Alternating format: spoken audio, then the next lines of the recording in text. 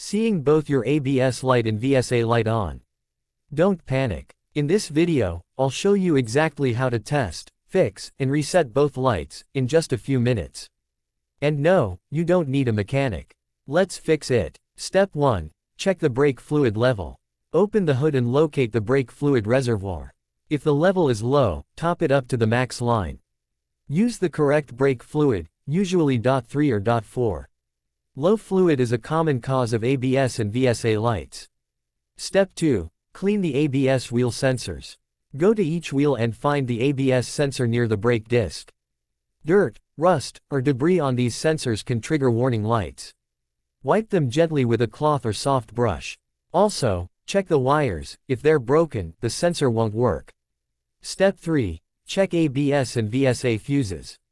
Open your fuse box, it's usually under the hood or dashboard. Look for fuses labeled ABS, VSA, or brake. Pull them out and inspect for damage. Replace any blown fuse with the same amperage.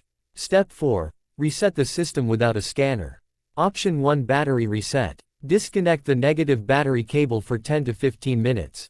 This resets your ECU and can clear the ABS and VSA lights.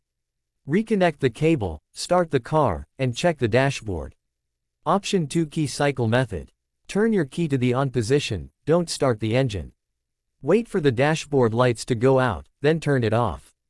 Repeat this 3 to 5 times. This works on some cars to reset warning lights. Step 5. Test drive your car.